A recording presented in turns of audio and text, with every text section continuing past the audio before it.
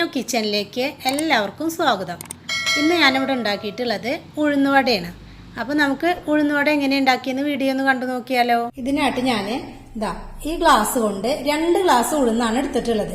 ആ ഉഴുന്ന് നന്നായിട്ട് കഴുകിയിട്ട് 8 മണിക്കൂർ ഞാൻ വെള്ളം ഒഴിച്ചിട്ട് കുതിർത്തി വെച്ചിട്ടുള്ളതാണ്. 8 മണിക്കൂറിന് ശേഷം നന്നായിട്ട് തന്നെ കുതിർന്നിട്ടുണ്ട്.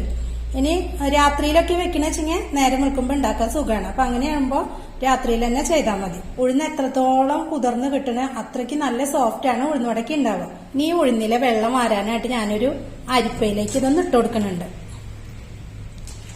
ഇനി ഇതിനായിട്ട് 2 ചെറിയ സവോളയാണ് ഞാൻ എടുത്തിട്ടുള്ളത്. വലിയ സവോളയാണെങ്കിൽ 1 മതി.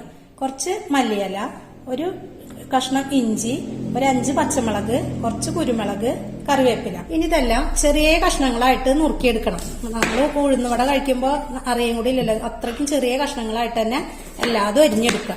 അതാ എല്ലാതും തന്നെ ഞാൻ ചെറിയ കഷ്ണങ്ങളാക്കിയിട്ടാണ് നുറുക്കിയെടുത്തിട്ടുള്ളത്. ഉഴുന്നുവടയിലേക്ക് ഒരു ചട്നി ഉണ്ടാക്കുന്നുണ്ട്. അതിന് കുറച്ച് തേങ്ങ, പച്ചമുളക്, ഉള്ളി, ഉപ്പ്, വേപ്പില ഇതൊക്കെ കൂടി ഒന്ന് മിക്സിയിൽ അരച്ചിട്ട് ഒന്ന് കടുക് പൊട്ടിച്ചിട്ടാണ് ഇതിലേക്ക് ചട്നി ഉണ്ടാക്കുന്നത്. ഇനി ഞാനിവിടെ മിക്സിയുടെ ജാറിലാണിത് അരച്ചെടുക്കുന്നത്.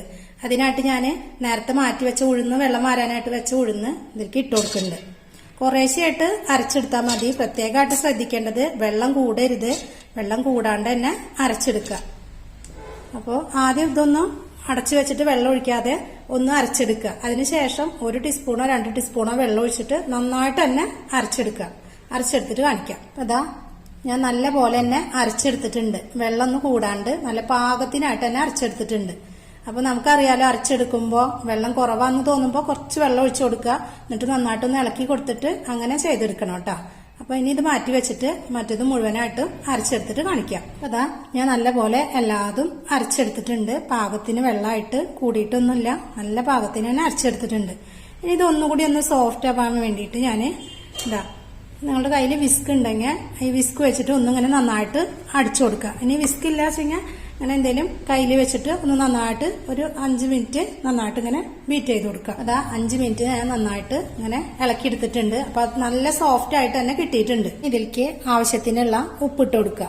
ഉപ്പിട്ടിട്ട് ഒന്ന് നന്നായിട്ട് ഇതുപോലെ തന്നെ ചേർത്ത് കൊടുക്കണം. അല്ലെങ്കിൽ പിന്നീടാവുമ്പോൾ എല്ലാ ഭാഗത്തും ഇങ്ങനെ കട്ട പിടിക്കും. ഇനി നമ്മൾ അരിഞ്ഞു വെച്ച എല്ലാതും ഇതിലേക്ക് ഇട്ട് കൊടുക്കുക. കുരുമുളകും എല്ലാതും ഇട്ട് കൊടുക്കുക.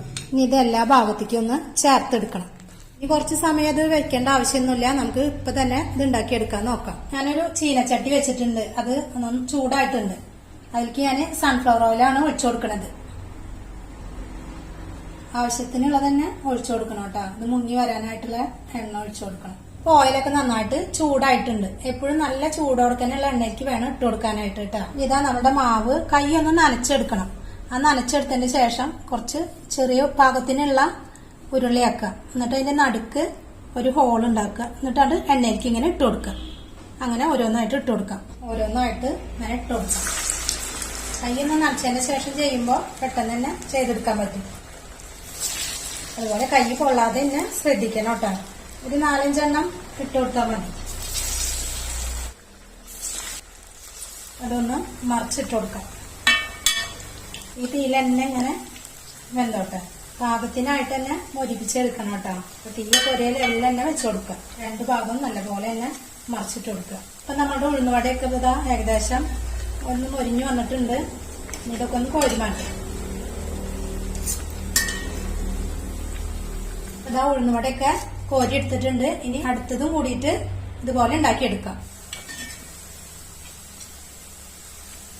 ഇതാ നമ്മുടെ ഉഴുന്നുവട മുഴുവനായിട്ടും വെന്തിട്ടുണ്ട്. ഇനി ഓരോന്നായിട്ട് കോരിയെടുക്കാം. അപ്പൊ നമ്മളുടെ ഉഴുന്നുവടയൊക്കെ ഇതാ റെഡി ആയിട്ടുണ്ട്. കാണുമ്പോ തന്നെ അറിയാം നല്ല സോഫ്റ്റ് ആണ്. ഇതാ പുറമെ നല്ല ക്രിസ്പിയാണ്. കണ്ട, ഉള്ളു നല്ല സോഫ്റ്റ്.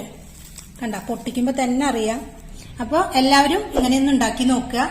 വീഡിയോ ഇഷ്ടമായ ലൈക്ക് ചെയ്യുക, ഷെയർ ചെയ്യുക, സബ്സ്ക്രൈബ് ചെയ്യാത്തവരാണെങ്കിൽ ഒന്ന് സബ്സ്ക്രൈബ് ചെയ്യുക. Thank you.